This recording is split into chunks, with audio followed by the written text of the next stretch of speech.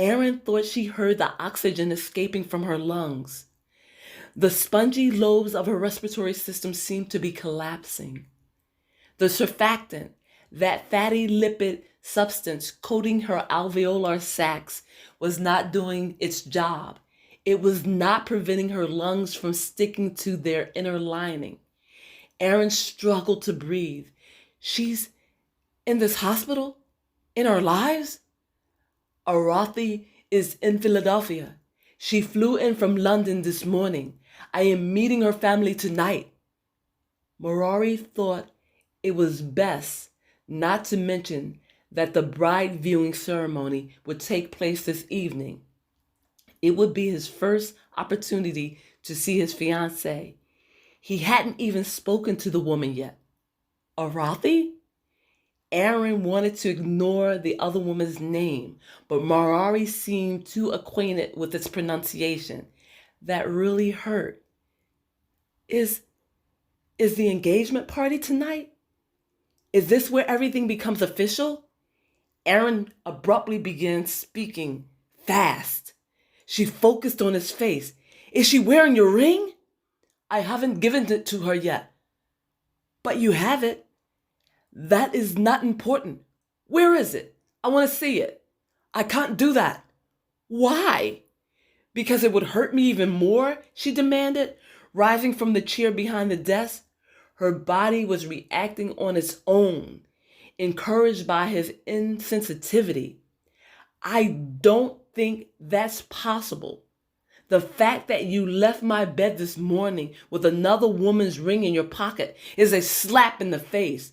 That you made love to me while secretly moving out of my life is absurd. That your bride-to-be has flown cross-continental in order to replace me is staggering.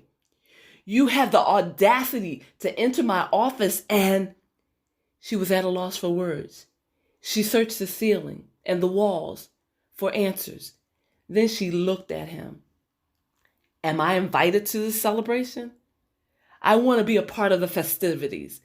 Let me buy the two of you a gift, something befitting a prince and his betrothed. What would you like? She yelled. A set of sterling silverware?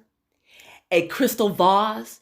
I certainly can't give you my virginity because you already took it, she said sarcastically. He said nothing, but reached into his upper left scrub pocket and extracted several metal keys. He approached her desk and laid them flat. He began to speak, but she cut him off. Is this how all Indian men treat their women, or is this just you? I hope those stars that called out your name at birth explode in midair and drop to the ground in shame. To hell with you and your tradition. Screw your obligations and your wealth. Get out of my office. Aaron turned away from his face and stared at the keys.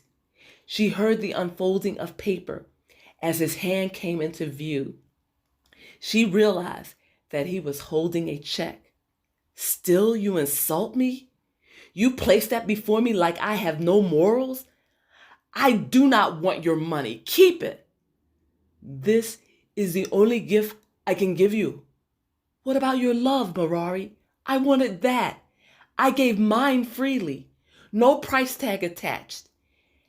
And it was definitely worth more than what's written on that piece of paper, she said without reading the dollar figure.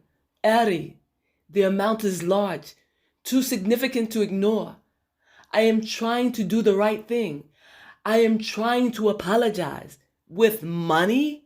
She asked sarcastically. I do not expect you to understand, nor do I expect you to cash the check tomorrow. But when you do, I will know that you have moved on, that you have forgotten me. Do you think that little of my love? She asked, looking up at him. The tears were finally forcing their way through. Do I actually mean nothing to you? No, Ari, you are almost everything. I nearly walked away from it all because of you.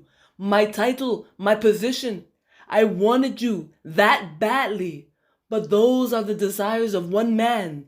They do not reflect the wishes of my family. They do not negate my responsibilities to my country. I fell in love with you, with your mind, with your body, with your brilliance. I wish I could forget that. I wish I could replace you, but I cannot. So I will pray to Mamadou, the god of love. He is similar to your Cupid. I will ask him for mercy. I will plead with him to redirect his arrows of love, Morari stated as he turned to exit the double doors of the office suite. Then I will marry Arathi Rana. This is the end of prologue. Stay tuned for chapter 1.